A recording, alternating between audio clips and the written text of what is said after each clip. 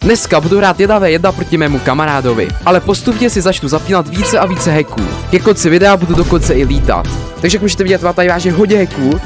A jako první bych z začátku zkusil Velocity, což dělá to, že vlastně nebudu dostávat knockback, takže mě vlastně nemůže někam odstrčit. Takže dneska jsem tady společně s Tornádem. Hello!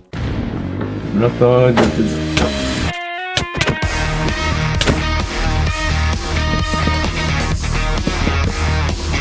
OK, Umři. já si hezky napapám.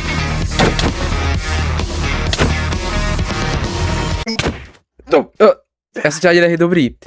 Takže to jsem vyhrál, tak já tady rychle zničím bloky. Takže vypadá, že se to Tornádo nevšim, protože jsem si nebral žádný knockback a vždycky, když mě hitl, tak jsem zůstal na místě. Já bych tady rovnou posunul laťku dál a můžeme si zapnout long jump, což pokud teda Tornádo nekouká, tak takhle asi skáču nějak.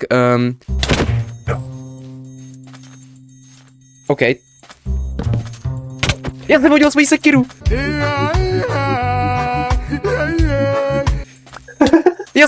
To je moje sekira, Tornádo. Dej sekeru. Dej mi moji sekiru. Máš ji za sebou. Jo, aha, počkej. Dej mi chvilku, stůj. Jo, ty jdeš. Ty jdeš rovnou, jo, takhle. Je.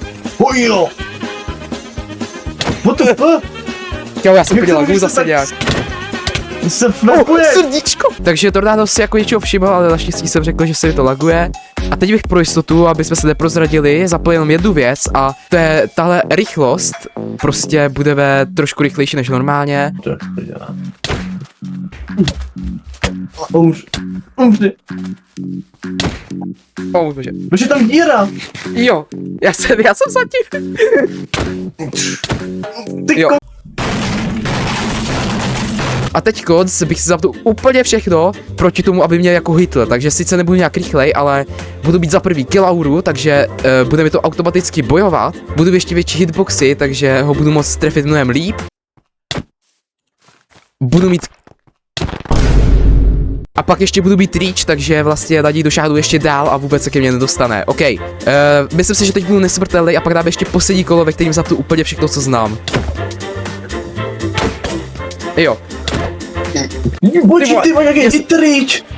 Cože? Jak mě můžeš hitovat na takovou dálku? Jakou dálku, kdy tě tu... Yes! Jdeme, jdu ti nakopám, jdem ti zabít. What the? Počkej, co? Jak můžeš lítat?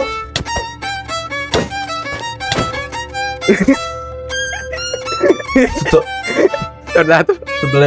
To byly jaký hacky, ty vole. Ne, já jsem si nechal kreativ omylem.